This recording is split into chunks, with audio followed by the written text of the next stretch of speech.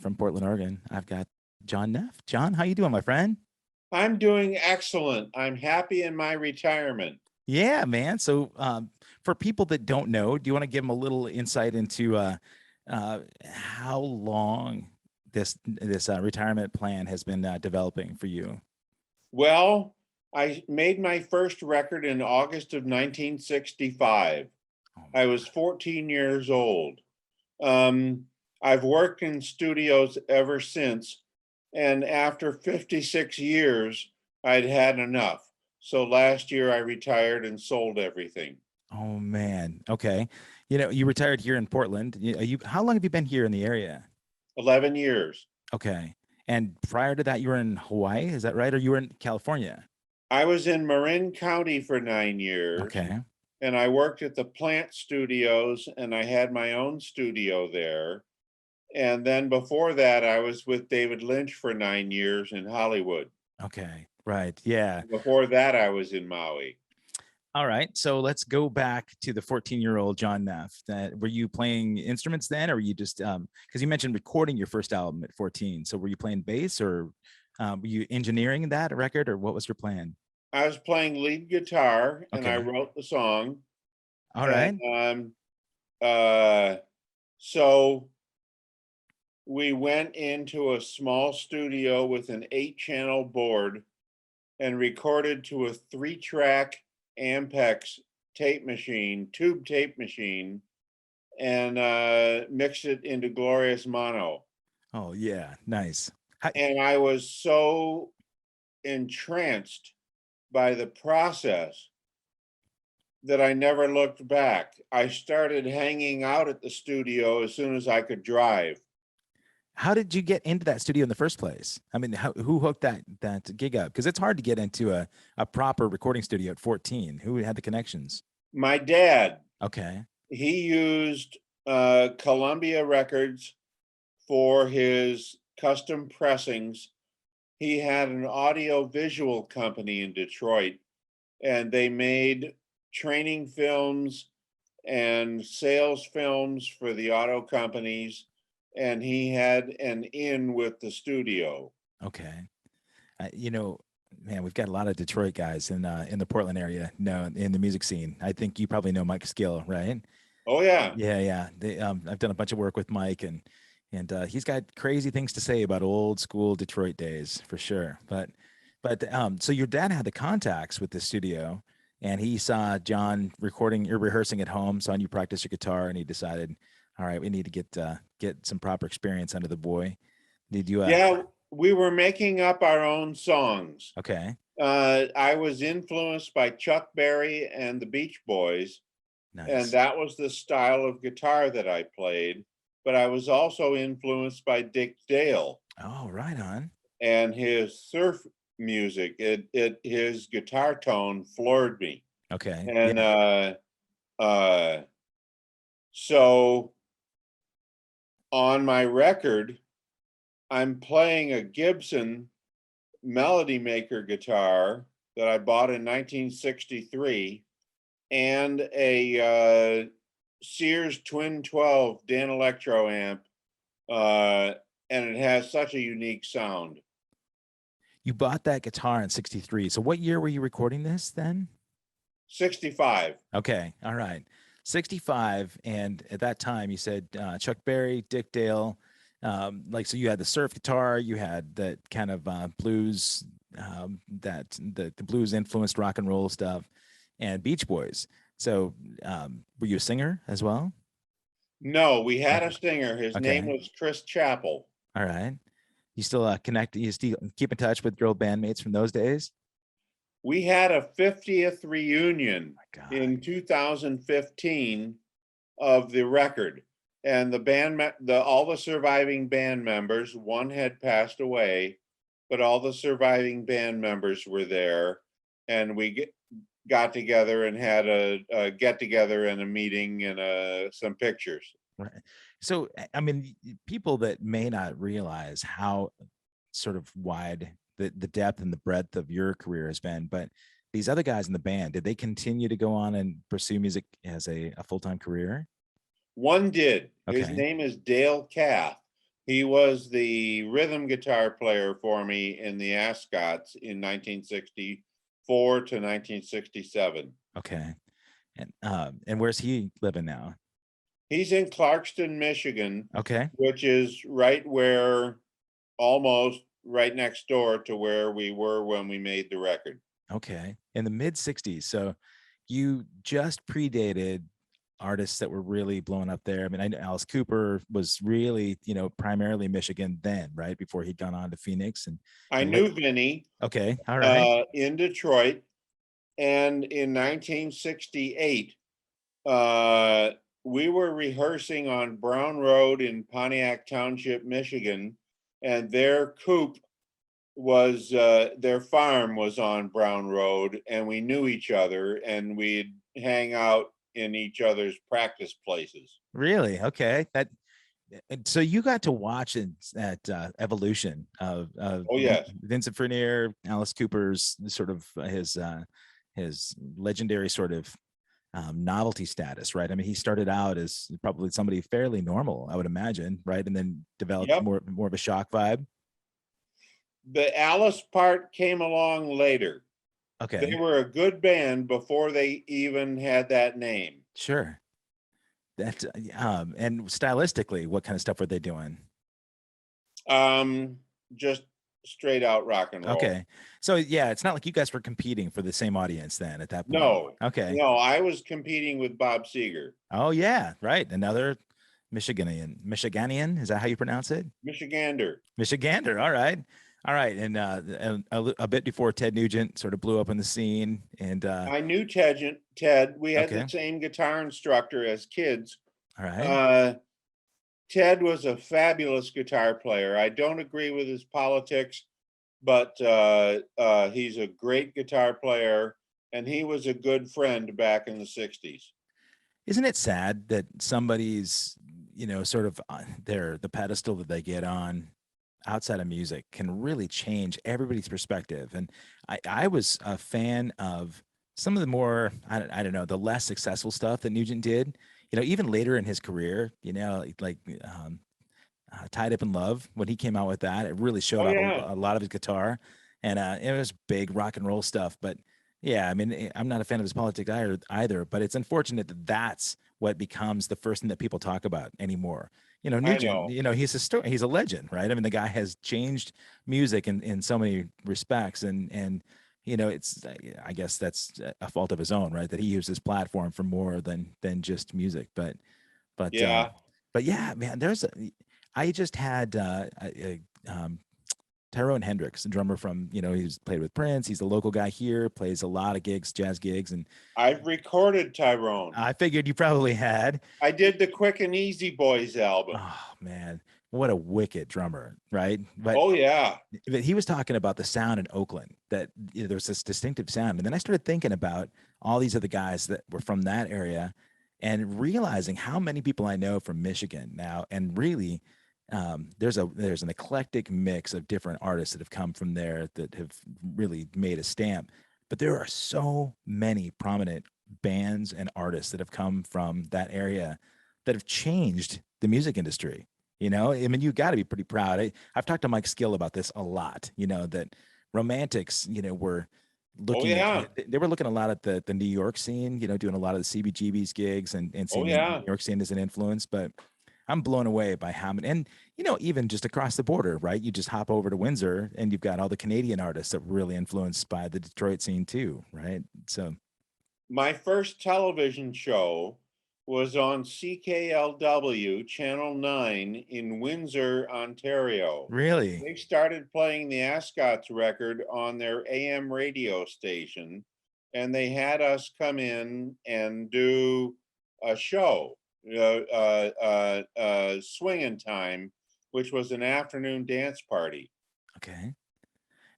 And you were playing live at that point? No, we lip synced to the record. Okay, I was gonna say, I mean, at that point, not many bands were doing live stuff, right? And No, and obviously the Beatles had just broken, right? And so were you sort of looking at the success of a band like the Beatles and thinking this is what the Ascots really need to aspire to get? no. No, not The at all. Beatles the Beatles were new. I was more interested in the Beach Boys Okay. curve, Sure.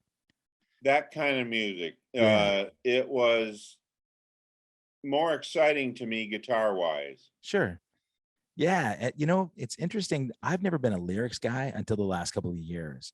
And as somebody who's been an engineer and a producer and a musician, I know that that probably just drives you crazy to hear, you know, but I don't know what it is. I think it was as a drummer, I was influenced so much by the groove and the melody, and those are the first things that would connect with me and really resonate.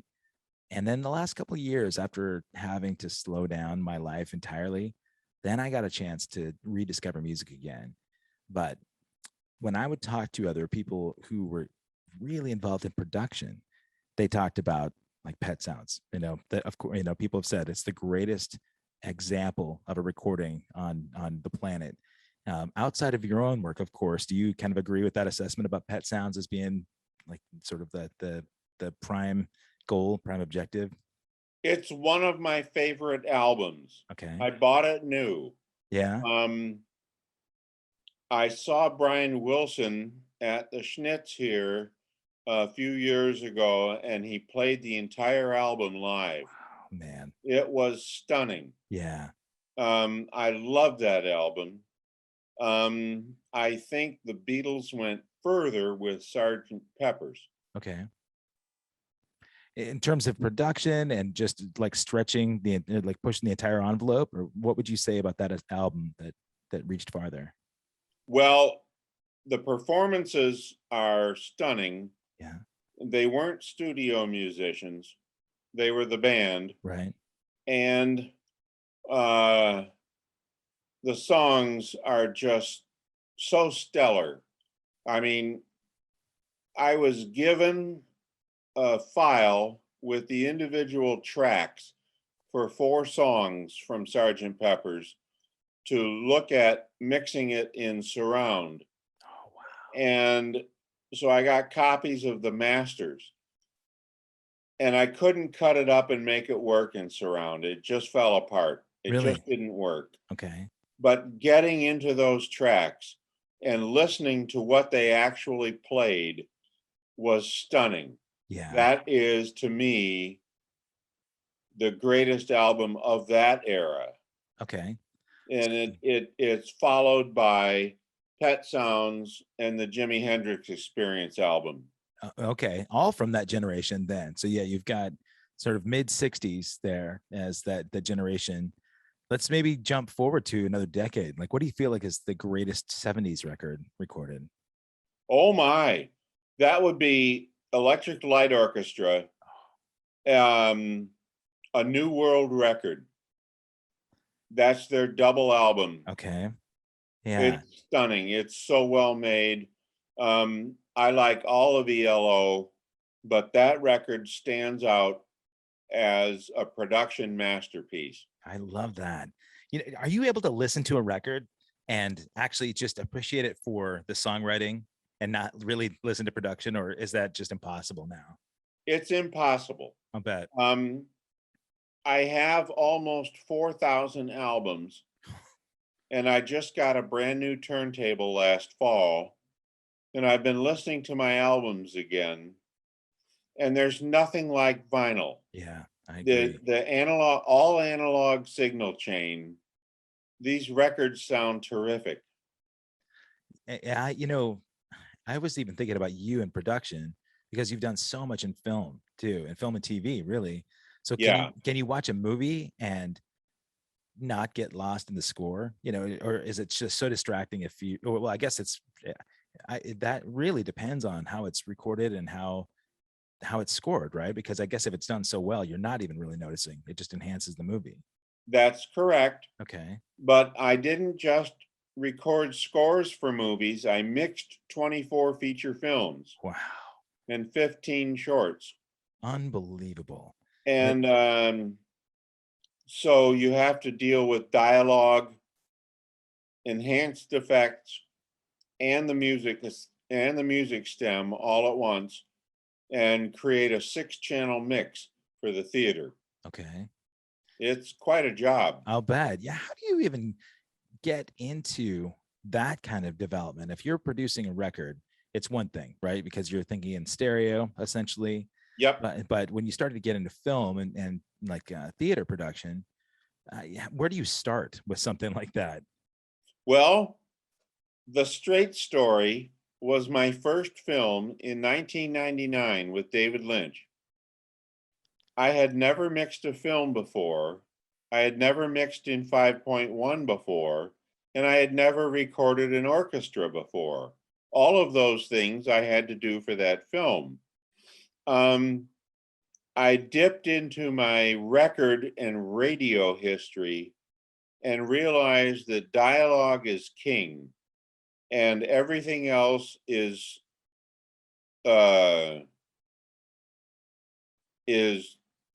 junior to it. I can't remember the exact word. But so you have to work on the dialogue to get it intelligible so that every seat in the theater can hear it. Sure. And then the effects can't overwhelm it and the music can't overwhelm it. You have all that stuff supports dialogue.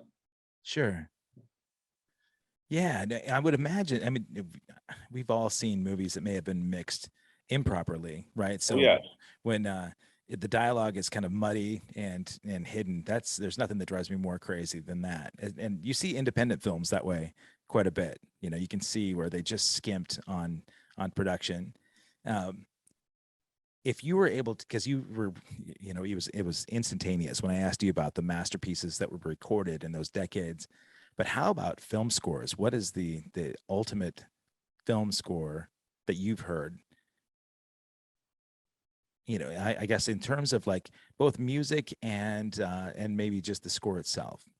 Well, my high water mark is 2001: A Space Odyssey. All right, can't go wrong there. That score, there was a score written for the film by a composer by the name of Alex North. And he scored the entire movie. But Stanley Kubrick had edited the movie to these various cues that are in the final film score. And that the Alex North score never swam. He didn't use it. Really? After Stanley Kubrick died, North brought the score to the Hollywood Bowl and ran scenes from the film with his score. It was underwhelming. I saw it. Really? And Okay. and I just went, oh my God, that doesn't fit the film at all. And the Hollywood Bowl is where they're presenting that? They were actually just like they were playing it there? They were playing scenes from the film. Okay. And the orchestra was playing the score. Okay. And that was underwhelming. Hearing a live orchestra do it, and it just didn't do it justice. No, it didn't do Wow. it justice. Wow. With the final film score in your mind, you can't get that out of your head. Yeah. If you hadn't heard it, right? If you hadn't seen the score, or That would be a different thing. Sure. Yeah. Okay, so let's maybe travel back. We're in Michigan, and the Ascots are doing their TV show across the pond in Windsor, and the goal for John Neff and his bandmates is to be the next Beach Boys, the next Dick Dale, the next Chuck Berry, right? The next music sensation. Was that really on your mind? Were you wanting to be a career musician at that point? Or because you mentioned recording, as soon as you were in the studio for the first time, you were just entranced by it. So were you wanting to getting on the recording side, or were you just feeling like music in general was where you wanted to go? Music in general. Okay. Yeah. I was on a science curve into chemistry and biology. And once I got a guitar, all that went out the window. Really? Okay. Yeah. And all I wanted to do was play guitar. I slept with my guitar. Okay. Now, let me ask honestly. Okay. I'm not Howard Stern, man. I'm never digging for dirt, but I'm going to ask for honesty here. In the amount of times that we all know as musicians, music industry can come and kick our butt over and over and over again. Oh yeah. Were there a handful of times where you thought, chemistry and biology might not have been a bad idea, or did you really feel like, okay, even with the peaks and the valleys, man, I'm just in this for the long haul? I was in it for the long haul. Okay. I was married 4 times. The Oh, music business took 2 of my marriages. yeah, the It was mistress. very tough. Uh, I only ever wanted to do that. I had to do other jobs at various times in my life to survive because I had kids, Yeah. and but I always played and I always made records. And even when there was no money in it, I worked in the studio anyway. I skipped half of my senior year of high school and hung out in a recording studio in Utica, Michigan, uh, and learned how to line up tape machines at the tender young age of 18, Wow. and how to place microphones, and how to return to 0 on the tape machine for the next take, Okay. and all that stuff as a teenager. Think about all the kids that were skipping school at 18 and they're going to go party and drink in the alleyway across from the school. And you're hanging out in the studio, just obsessed with recording. I was obsessed with recording. You're absolutely right. At that point, were you working with any sort of nationally recognized artists, or was this just you working your way up to get to that point? No, it was all local stuff. Okay. All right. When I became a session guitar player for Don Davis at United Sound in 1971, I started playing on other people's records, some of which were very big. Okay. And I played guitar and synthesizer on about 125 soul records. Wow. Unbelievable. I was the staff guitarist at United Sound. People that aren't musicians might be really amazed to find out that as a session guy who has played on so many records like that and records that have gone on to sell a lot of copies, they might be surprised to find out that session artists really just didn't make that much financially, right? No. Especially when you hear about these records that are massive and they say, what, you only got paid X amount of dollars? Yeah, but you're not an owner for those songs, right? And so you're just That's a right. hired gun. But here in the studio in those days, we got Nashville charts. They were just Roman numerals with minor, diminished, major, seventh, and we adjusted the key to the singer, and that way we didn't have to have a new chart made. It was just you follow the chords, but we invented our own parts.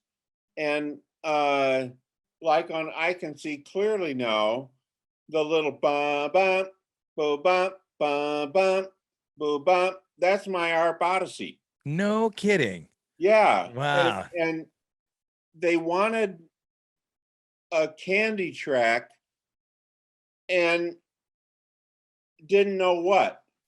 So I had this great harmonica preset on my Arp Odyssey that you put a plastic sheet over the synthesizer and adjusted the sliders to the dots on the sheet. And that's how you change sounds. Oh my gosh. And so I set up the harmonica patch, but I had the 2 octaves below switch on. Okay. So instead of a harmonica, it sounded like an accordion almost. All right. And that's ended up on the record. No. And on the very end of the thing, as it's tailing out, there's some tropical birds. And that's my Arp Odyssey too. Really? Yep. Oh my God. You had mentioned that they wanted a candy track. For those people that don't know the recording industry at all, what is a candy track really? Well, that's gloss. Okay. Yeah. It's decorative. It's not substantial to the construction of the song, but it adds flavor to it. Gotcha. Okay. Yeah. The candy euphemism. That makes sense. I mean, everybody knows. I can see clearly now. Was that one of the first big albums or first singles that you recorded? Um, that was in February of 1972. Okay. It was about the 20th single I had worked on. Wow. And we did not meet Johnny Nash. He was in New York. Okay. Uh, Mike Terry from Epic Records sent through a track that they had recorded in Jamaica that was weak, but the Really? song was great. Yeah. So he wanted a professional rhythm section on it for radio. He knew it was a radio hit. And so he called his old friend Don Davis, who set it up, and we re-recorded the song. Just the rhythm section. We Wow. never met Johnny. Okay. But you became sort of a foundation of that song, which is amazing because it's transcended time and generations, and you see it on commercials and movies and Yeah, I know. when you're out and the song is everywhere. Has it become so sort of like subliminal now that you don't even notice until later on? Oh yeah, that's right. That's another song that I recorded. Because you've done a lot of stuff, man. You've been involved in a lot of things, but is that one that sticks out where you always know, oh yeah, this takes me right back to 1972? It does. Does it? And I love that song. And we recorded it on a Saturday morning at United Sound in February of 72. It was very cold out. And we went outside for a smoke break, as we all smoked cigarettes in those days, and came back in and knocked it out in 3 takes. Wow. And I got my $150 for it. Did you? At that point, that probably felt pretty darn good, right? I was getting $150 per side. Okay. Per side. So these were singles that you were, yeah. So you were doing an A and a B side then for singles at that point? Yes, Okay. although for Johnny, we only did the A side. Okay. That it's amazing to think about how vivid those memories are for you, having done so much in the industry. For people that are not musicians, those songs take them to parts in their life that they can still have those vivid memories, right? The first time they made out with a girl in the backseat of a car or something like that, and so they can go right back to the vivid memory where a song takes them to that place in time, whether it be a happy time or a sad time. And I mean, you talked about having gone through 4 marriages, 4 relationships that were, I'm sure at times, again, peaks and valleys. And I would bet that each time you transitioned through one of those relationships, there were songs related to some of those that you just never wanted to hear again. Right. Oh, that's correct. Yeah. People that have never been divorced or had broken, I mean, everybody's had a heartbreak, right? But it's crazy that so many of the songs that we loved so much had to go by the wayside of past relationships. Yeah. Are there any that you felt like you had to sacrifice in a past relationship that just, oh man, that was my song until? Mostly original songs. Okay. And like my last relationship, she was a singer and a songwriter, a lyric writer, and I was the music writer. And we recorded an album together and then lost our property and broke up. Mhm. And so that music is sort of poisoned for me. I'll bet. Most times, I mean, we talked about 4 relationships. I mentioned mistress, as you started discussing it. Getting into a new relationship with somebody that doesn't understand what music is to somebody that just breathes music, they don't understand the connection you might have. And so, it's been alluded to as the mistress in a relationship many times over and over again, Yep. because we it's not that we're out trying to have be unfaithful to a relationship, but there is an element that you just dedicate to in music that's been entrenched since since you started playing, and you have to go into a new relationship with those things understood and explained. And even then there's probably some hurt feelings and feeling like oh, it's another anniversary and you're going to be in the studio, or you're going to be playing another New Year's Eve gig, or you're going to be away when it's our, it's that special time in our life. Those are really, really difficult for people to understand. And I applaud every person that can make a relationship work out if you're a career musician.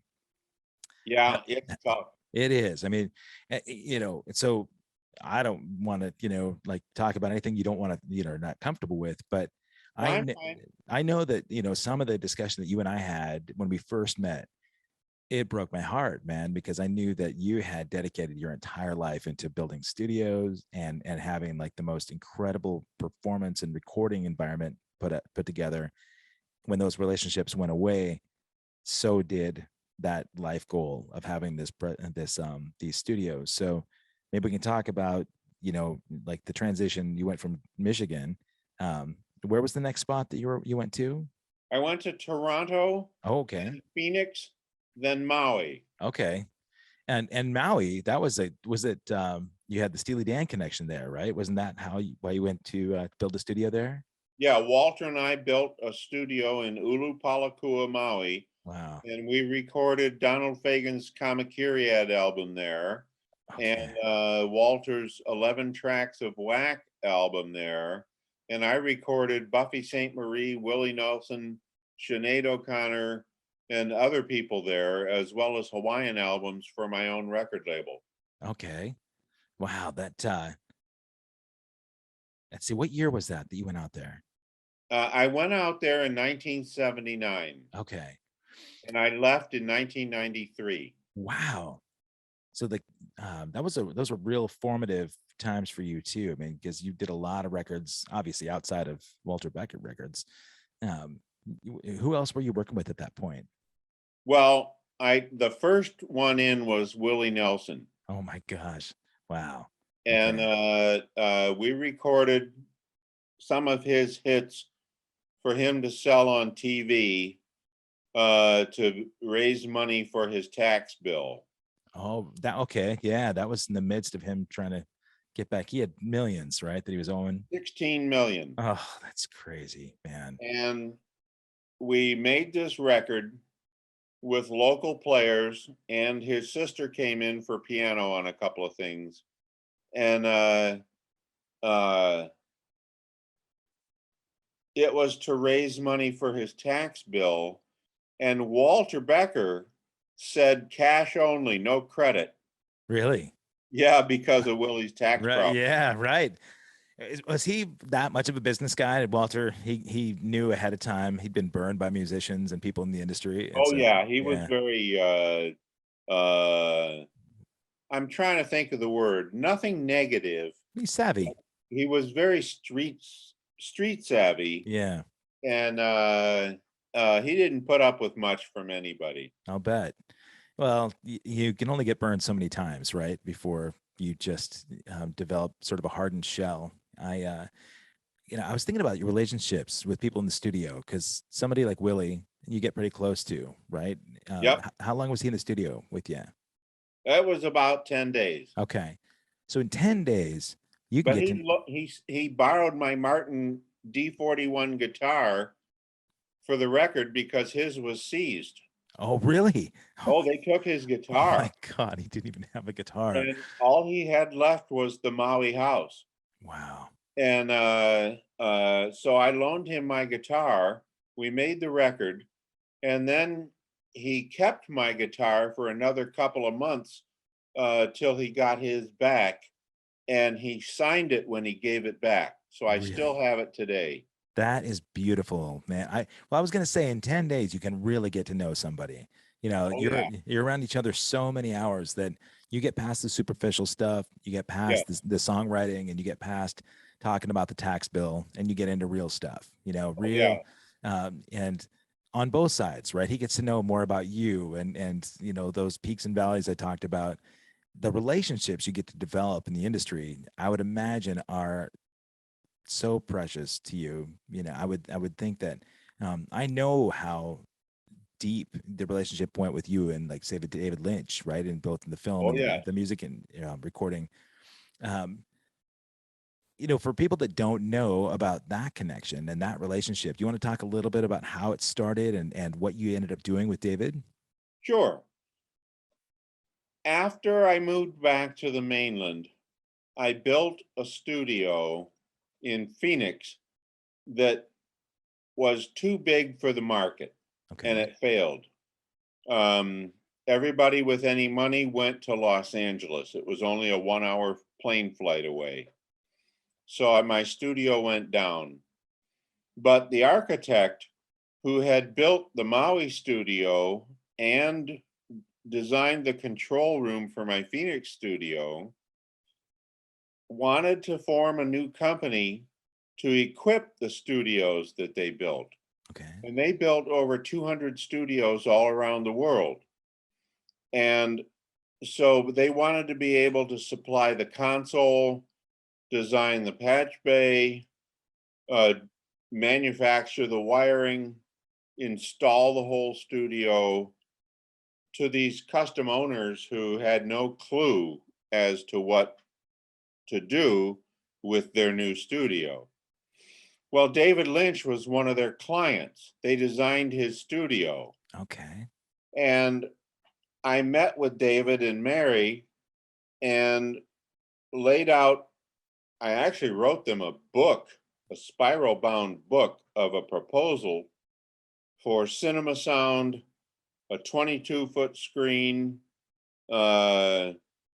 56 channel euphonics console, all the outboard gear, three 35 millimeter projectors plus Oh, a video projector, and he bought the package. wow. So I designed his studio, and then in August of 1997, he had just finished a new Honda Passport commercial. A lot of Okay. people don't realize it, but David makes two to four commercials a year. It floats his boat. It lets him paint. He doesn't Sure. have to worry about money. Yeah. And so he did this Honda Passport commercial, and the studio wasn't finished yet, and he wanted to mix it on a Friday night in his own studio, and had the composer Angelo Badalamenti come in and a sound effects supervisor come in. And I set up a digital video projector on the credenza, and the picture was smaller than the screen, but nevertheless, we got picture up. And I mixed this Honda commercial for him Wow. off the clock. He didn't pay me for it. Sure. It was part of the studio deal. And he could And see the way the the next week he came to me and he said, "You're the only one that knows how this place works. You're going to have to run it." nice. And I said to him, "I can't afford the pay cut," Oh yeah. because I was building studios all over the world. I was making some good money. Sure. And he came back a few days later with a better offer, and I reduced what I wanted, and we came to a deal. And so I left the company I founded and went to work for David, Wow. and that jerked me right into the film business. Interesting. Did you have any ownership or anything left when you left out of the company? Did you at least get to sort of dictate what they did and get a percentage of that or No, okay. I the architectural partners were upset when I left, okay. and everything got cut off. Dang, man. Uh, I would imagine, people that really get it, they understand that you'd be willing to take a pay cut in order to do something that was more creative and something you love. And it's not just a project. David's willing to compensate you something for it. And it did lead you into relationships that really got you in the film world. So, what was the first real film project that you worked with him on? We did a small picture that Disney picked up called The Straight Story. Okay. It's about this fellow, Alvin Straight, who was estranged from his brother for 10 years. They didn't speak, and the brother had a stroke. Now they're both old men. Alvin doesn't drive anymore, but he has a riding lawnmower. And he rides the lawnmower pulling a trailer from Iowa to Wisconsin to visit his brother before he died. And it's a true story. And we made Yeah. the picture. I heard, I did the temp music for it. Two of my pieces stayed in the film, and it came out in 1999, released by Disney. okay.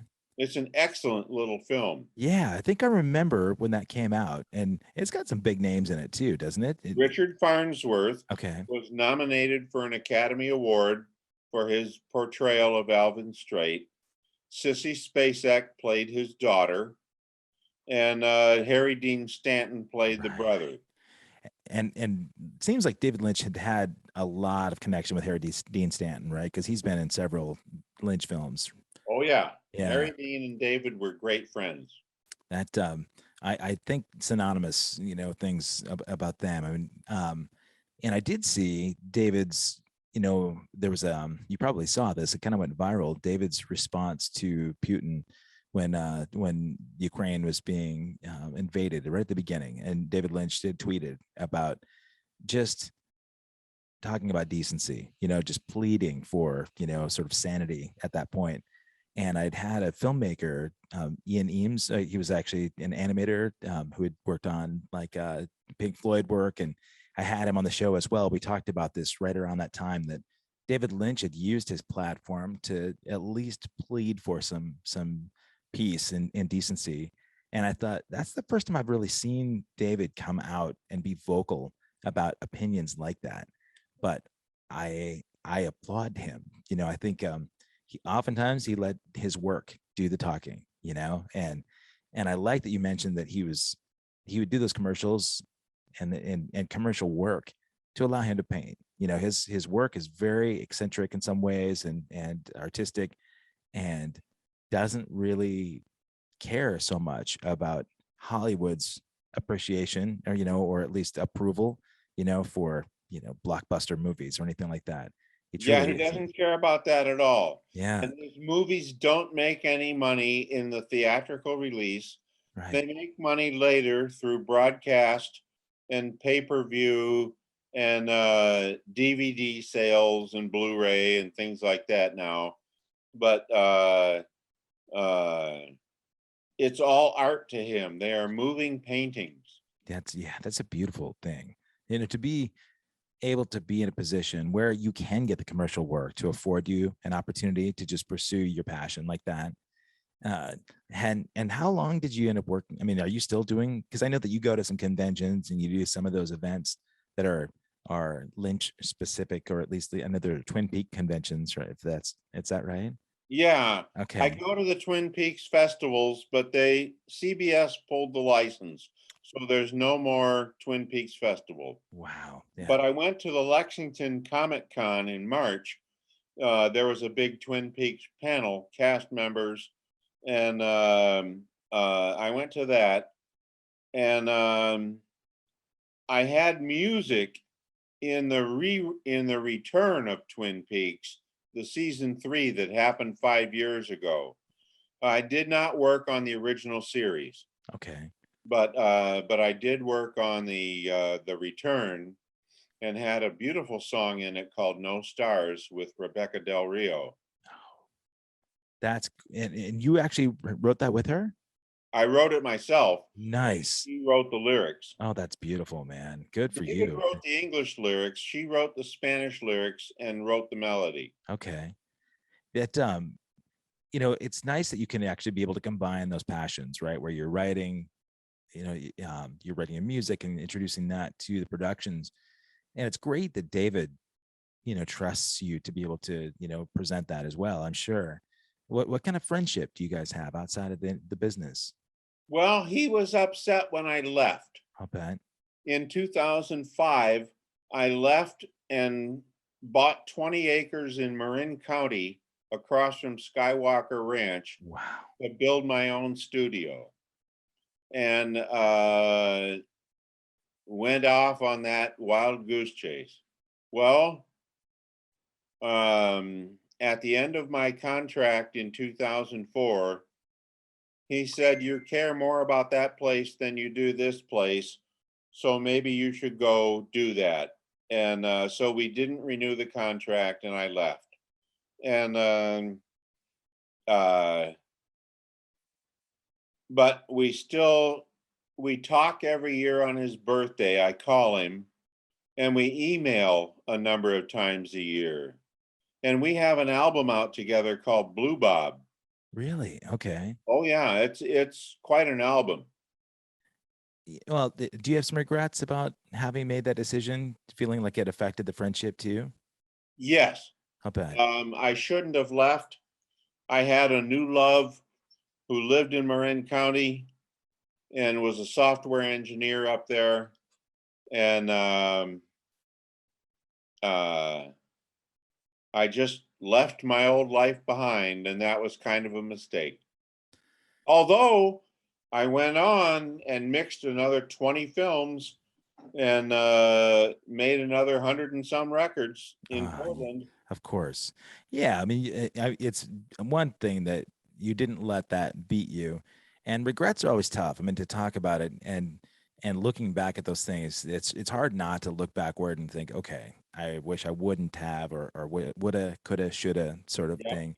But um, when it affects friendships and connections and relationships, those are tough. You know, we've all been involved in musical things that if you've made one decision, somewhat adversely affected someone else, and that's tough too. You know, I would imagine that each of those changes between relationships and the moves, if you know, going from Michigan and you know, Phoenix and Hawaii and in Marin County, like all these different like places, um, I'm sure that there was a part of you that you left behind, you know, when you made each of those moves, and Yes. you know, some relationships unfortunately slip by the wayside.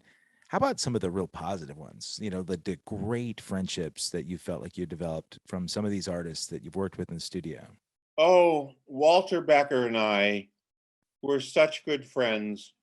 I met him 40 years ago last month. Wow. He came on my radio show in Maui to shill for the Pacific Whale Foundation. And he said, "Don't tell people who I am." Because when I opened the door to the radio studio, I said, "Oh, I know you." And he had the long hair still and the beard. And uh, he said, "I'm just here to talk about the whales. Let's not talk about me." Okay. And I said, "Fine." So we did. And then I went back to my radio show, and he got down on the floor and started picking albums. And he'd hand up an album and say, "Side two, track three." Oh my God, that's And great. he stayed the rest of the morning in my radio studio selecting the music. And the program director came in and got all pissed off and said, "What's wrong with the music today?" And Yeah. and I said, "That's Walter Becker from Steely Dan." And he said, "Put him on the air." And Oh, I said, "I already did. He was here for the whales." And he says, "Well, interview him." I said, "He doesn't want to do that. He just wants to play some records." that's And cool. so that's how we met. And it went on from there. He ghost DJ'd 3 or 4 more times on my radio show over the years. And then in 1989, he walked into my Maui recording studio and said, "Are you making any money here?" And I said, "Yes," because I had a Hawaiian record label too. And he said, "But this is too small." He said, "Let's go build a real studio." And I was floored. I said, "You mean together?" And he said, "Yeah." He said, "This place looks like a radio station. Let's go build a studio."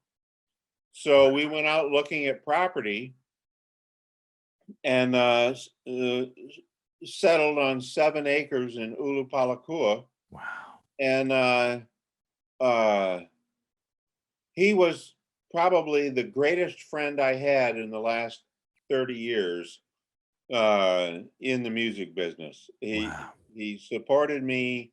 He was very generous, and we went on and built a $2 million studio. and made some wonderful records there. I love that. You know, and the fact that he never wanted to call attention to himself is a real testament to his character too. Oh yes. I mean, that's kind of been you too. You know, everybody that has known John Neff, I don't know a person on this planet that has anything bad to say about you. And the people that have worked with you, you know, revere you. You know, I had just had some great conversations with Skip Von Kusky here, and I love Skip. Oh, And when he saw that I was going to be talking to you, he said, "Oh my God, yes, you've got to." He said, "You got to tell him." Skip said, "Hey, I think Skip is one of like the region's most sort of like most valuable yet underappreciated talents. You know, I've worked with him for 25 years and different albums and looking at all the different stuff that he can do. It's crazy, you know, that he's a gifted individual. he's a wonderful guy, and I will put that up against Walter as one of my best experiences. Wow, Working really? with Skip, we've scored 4 movies together, Wow. and including one, The Hours Till Daylight. He sat in the control room with his cellotronic uh, rig all wired in, watched the movie and improvised it, and scored the whole film in about 6 hours. Unbelievable, man. Yeah, he's got that. There's a gift in that guy too. If you don't know Skip Von Kusky, I'll put a link here in the interview afterwards. We had him on. All right. He did some live video as well on this show, and he's a talented dude. Go see him with both Portland Cello Project, and you can see him do his Cellotronic solo project. And And Groovy Wallpaper. right, yeah, that's a crazy project. Oh It my God, is. those It's guys are on. yeah, incredible, man. I you know, it's interesting. I see that a huge fan, I think, of John Neff too. Larry Turing here is here in the chat. I can see him on YouTube Oh, there. wonderful. And Melinda, I'm glad to see you here too. Melinda's out in Illinois, and she's boy, this girl, talk about a testament to real dedication to music. She's been at so many gigs across the world, really, where I've been touring. She's been battling cancer for a long time, and Oh, I'm grateful that she's here right now. And so, Melinda, thank you for being here, yes. and for all Hello. this. It's a horrible thing that we've had to see so many of our friends go through, right? I mean, John, I know that you've certainly had friends that have had medical just difficulties, and you've had a handful yourself too, man. Did I'm that a cancer survivor. 4 y- years now. oh, buddy, that I love seeing that you're in full remission right now. Yes, Amen, buddy. Well, Melinda, there's yet another champion in your corner. you uh, bet.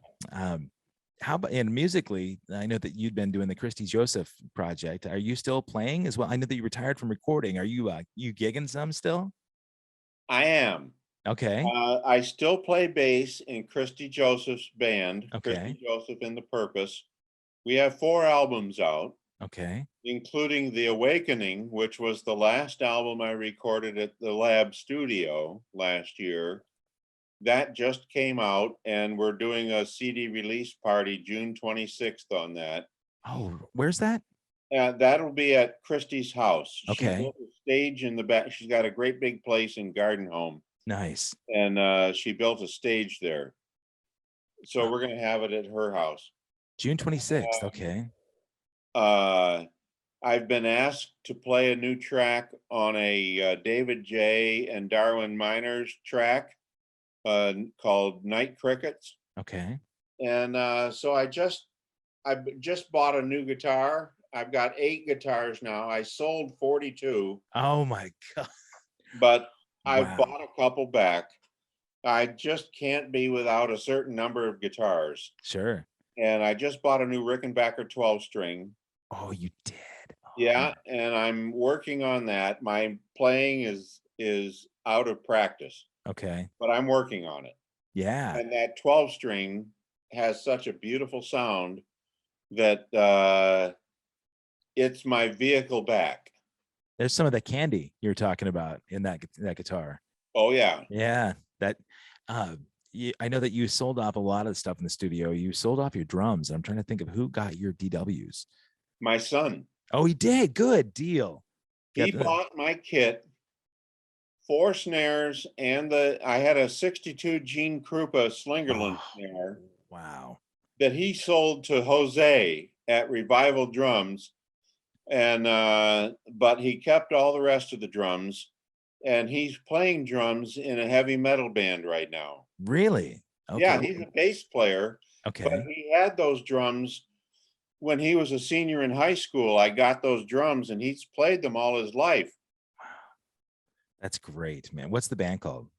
I don't know. Okay. They're Well, brand new. okay. That's cool though. That's great to keep it in the family for sure. Yeah. I and so what I'd like to do for sure when I have when we finish up, I'm going to have this archived at accesskevin.com. I'll put a link to Christie's event as well on June 26th. All Um, right. but before we go, I just I was just going to say there are a few things that I ask folks consistently on this show that I think are interesting. People that know John Neff, you know, you've got a lot of fans out there, but I'm interested to know if they think they know you, what might they be surprised by? Is there a guilty pleasure that John is interested in that they'd be like, you know, is there a music style or you know, fascination with ice cream or TV shows or anything like that that might be a guilty pleasure for you? I have two guilty pleasures. Okay. One, I watch a bunch of cop shows on TV. I Okay. just like them. I Yeah. don't know why. They're silly. Yeah. And the other thing is, I smoke weed in my retirement. Okay. Is that guilty? I didn't smoke for 41 years, and I started smoking again, and I really enjoy it. Not Yeah. real heavily, but just for the heck of it. Sure. Well, you know, did that happen? Did that sort of formulate during the cancer process, or did you just get into it even after that? When it was made legal, Okay. I went, I used to really enjoy this. Okay. I haven't smoked since the 70s, All right. and I wanted to try it again. Yeah. Well, I don't know that you should feel guilty for that then. You know, It's uh legal. yeah, my pop is also going through cancer and he'd been sober for 53 years now and Oh, excellent. he felt like he just did not want to break sobriety, but all the recommendations from his doctor and everybody there in Montana were saying, you know, at least try some edibles to help, you know, with the treatment, you know, going through chemo and radiation. Yes. And he finally broke down and did that. And he felt so guilty about it. And I'm like, man, come on. You know, your entire life, you know, you've worked towards just being this strong, stable, you know, solid being. Indulge a little bit in whatever can bring you joy, you know. I And so agree. I think, you know, what you recognizing that in yourself and realizing I've earned this is a pretty special thing. Um, the And other the other thing I was going to say, you know, for folks, I never wanted to sound like it's pretentious or anything, but I'm interested in people's legacy. When you're looking back over your career, you know, like decades from now, when you're nearing the end of John Neff's time, and you talked about family and you talked about relationships, what is it that you want to be able to look back on and have those people look at John Neff and remember you for? good records. Okay. I mean, all of it was spent on making the best records I could make. And some, like Journey's Revelation album, went on to be multi platinum. Donald Fagen's Kamakiriad album went platinum. I just wanted to make good records, and I pursued sonic perfection Mm. all my career, and you can't get it. It's not possible, but striving for it is the joy. I love that. That's a real fantastic answer. What's an album that you've done that should have been multi-platinum that just for some reason just didn't get the breaks? Strange Tales of the Late West by Middlejohn. Okay.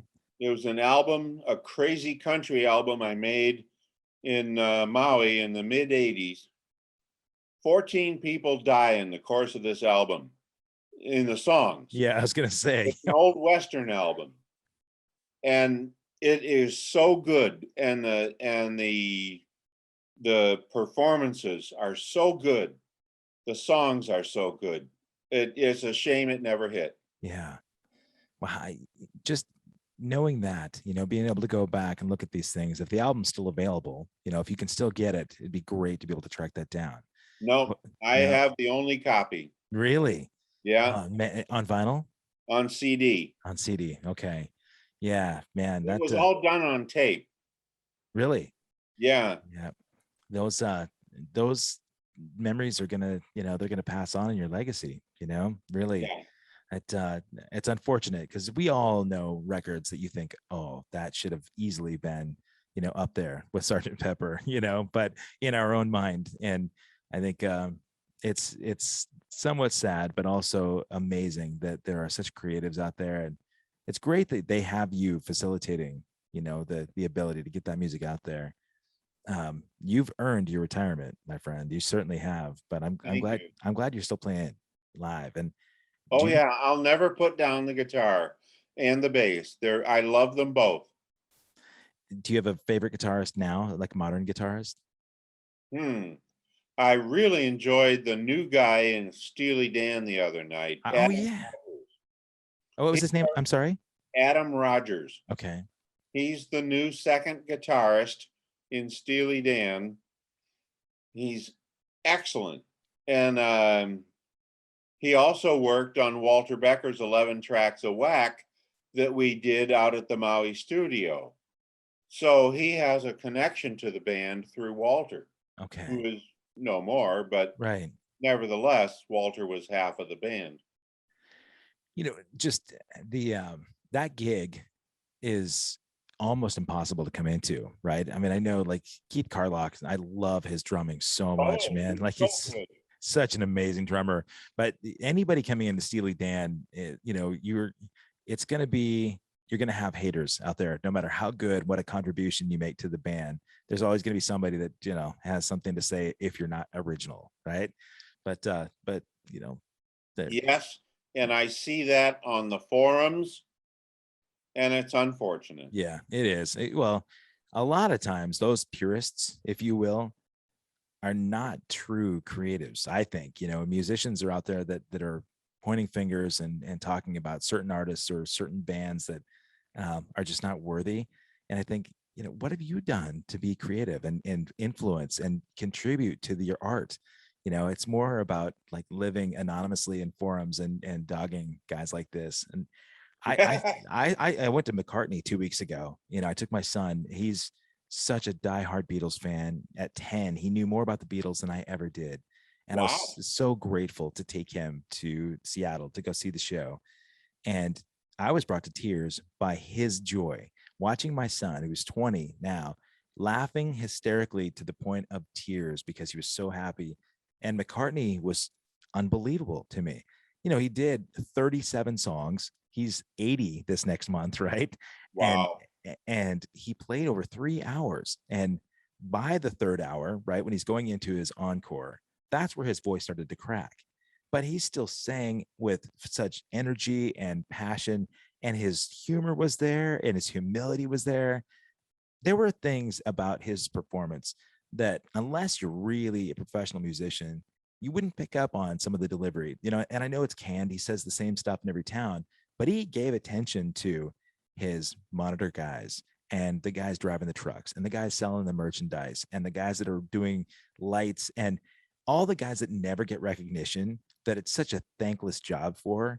He was calling attention to all these people. And I thought, That's what, beautiful. what a class act, man. And afterwards, I saw people in the posts talking about this guy who should just hang it up. And I was, are you kidding me? Like, Oh, like every ounce of the money spent to go to see a show like that is money well spent. I mean, the guy's a living legend, probably the greatest songwriter on the planet, right? Living yeah. songwriter, and I had no regrets at all. But to see my 20-year-old and a lot of younger kids, even just enthralled with what he presented at that show, that was amazing to me. I loved seeing that, thinking, 10, 15, 20-year-olds getting into McCartney now as they might have back in, the early 60s. That it was eye-opening and fascinating and again, encouraging, because if there's not a new generation of music appreciators out there going to Yeah, shows like this, they'll consume stuff that just is disposable, I know. do you sometimes feel like that guy, just get off my lawn, that old guy, looking at new music and thinking, In some ways, when I hear some modern mixes, yeah, I go, oh man, listen to some old records and learn how to make a band sound good. right, But it's funny, I saw the Beatles twice in 1964 and 1966 at Olympia Stadium in Detroit. And I met them all over a 34-year period, really, starting with John Lennon in December of 71 in Ann Arbor, Michigan, and ending with Paul McCartney at Staples Center, December 1st, 2005. I was a guest of Rusty Anderson in the band and got to meet Paul and got a picture with him. And it was wonderful. And the show was fabulous. sure, yeah. I mean, I don't think he's going to go out there and put on a weak show. My son instantly went back and got us tickets to Ringo, for October back Oh here. yeah, I'm Yeah, going. we'll definitely look forward to seeing you there. I have a feeling Yeah. it's not going to be as powerful maybe as McCartney's show, No. but we played with a flock of seagulls. We did the Greek Theater the night after Ringo did his All-Star show, and, Oh, and we had the main dressing room, and the producer of the show came in and said, "Oh, yeah, you're in the chair that Ringo was in last night," and I got goosebumps because I thought, "Oh yeah. man, sharing the air." Right. Well, within the last 24 hours with this legend. But Yeah. I am really glad that we're still able to see some of this in our time, right? And the fact that you got to see them and experience them, but influence people as very much in the way that they did as well. So Oh, yeah. I'm grateful to get time here, and really look forward to catching you. I'm going to try and be in town for Christy Joseph's show on the 26th. I think it'd be great to see that. So I will send I, you the details. okay. And I'll put a link to this. Yeah, it'll be up at accesskevin.com in about 8 minutes. So John Neff, really, man, I think you and I could probably talk for another 8 hours and not even touch on half of the Um, career that you've done. But congratulations on a thank career you. well earned and definitely well spent.